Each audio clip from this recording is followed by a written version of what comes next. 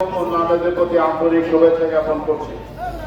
আজকে অত্যন্ত ভারাক্রান্ত মন নিয়ে আমরা হবিগঞ্জ জেলার ক্রীড়াঙ্গনের সাবেক খেলোয়াড়, ক্রীড়া সংগঠক, বর্তমান খেলোয়াড় এবং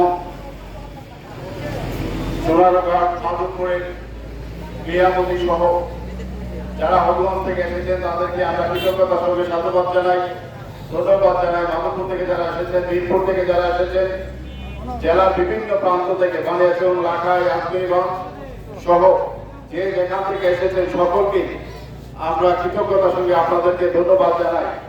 আপনারা জানেন আজকে আমরা কেন মানববন্ধন করছি। আপনারা জানেন আমাদের এই সোনারঘাটের মাটি পোটা সন্তান সাইদুল্লাহ সহ আমাদের ক্রীড়াঙ্গনের মহানায়ক, আমাদের বর্তমান সোনারঘাট মাধবপুর জাতীয় সংসদের সম্মানিত সংসদ সদস্য, উনি শুরু থেকেই আমাদের এই মাঠ থেকে যাত্রা শুরু করেছিলেন সেই অন্যায় এবং দুর্নীতির বিরুদ্ধে। সেই প্রতিবাদ থেকে তার পদযাত্রা শুরু থেকে হাঁটি হাঁটি পা করে সোনারঘাট মাধবপুরের জনগণ দল মত নির্বিশেষে তাকে প্রায় 2 লক্ষ ভোট দিয়ে নির্বাচিত করেছে। পার্লামেন্টে এর চেয়ে বেশি ভোট পেয়ে কেউ সদস্য হয়েছে আমার জানা নেই।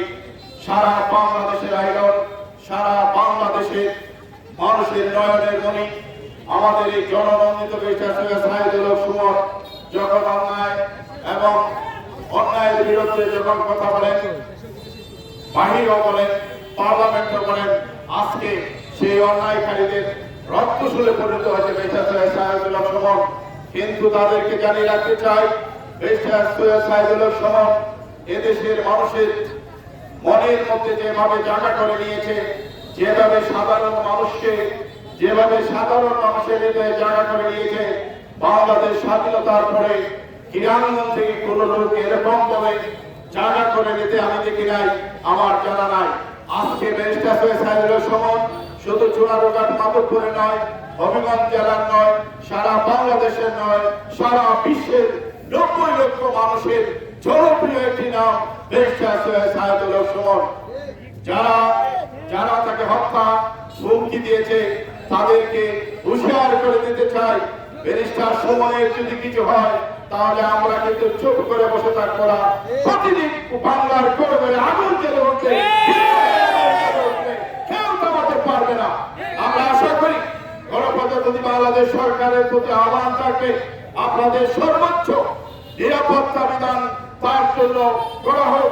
কোনখানে কখনো কোথাও প্রতিবাদকারী, কখনো সেই মহানায়কদেরকে আমরা অত্যাচারে মৃত্যু দেখতে চাই না, আমরা স্বাভাবিক মৃত্যু চাই। বাংলাদেশের মানুষ আর এরকম সুমন যেন হারাতে না হয় সে বিষয়ে আপনারা সচেতন থাকবেন, সজাগ থাকবেন। আমরা সেই দৃঢ়পত্র আজকে ব্যক্ত করতে চাই।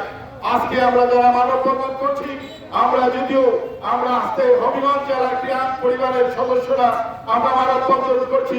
মনে রাখবেন, বাংলাদেশের প্রতিটি ক্রীড়াঙ্গনের পরিবারের সদস্য কিন্তু আজকে এই প্রতিবাদের মাধ্যমে আপনাদেরকে জানিয়ে দিতে চাই যে বেইচ্ছা সুমনের কিছু হবে আমরা কাউকেই ছাড়বো না। সম্মানিত উপস্থিতি, অনেকে অনেক দূর থেকে এসেছেন। আমরা সোনারঘাট খেলোয়াড় কল্যাণ সমিতি, প্রাক্তন খেলোয়াড় কল্যাণ সমিতি, হবিগঞ্জ জেলা সহ সকলকে আন্তরিকভাবে ধন্যবাদ জানাই। আরো অনেক নেতৃবৃন্দ রয়েছেন, আমার সিনিয়র খেলোয়াড়বৃন্দ রয়েছেন, বিশেষ করে সোনারঘাটের কিংবদন্তি ফুটবলার যাদের নাম শুনলে আমরা হাজার হাজার দর্শক হয়ে যেত, আমাদের আগে উপস্থিত আছেন সাবেক মেম্বার সমিতি সভাপতি যারা আব্দুল মালেক ভাই, চাঁদপাড়ার গিয়াস ভাই, তারাও রয়েছেন, আরো অনেকেই রয়েছেন।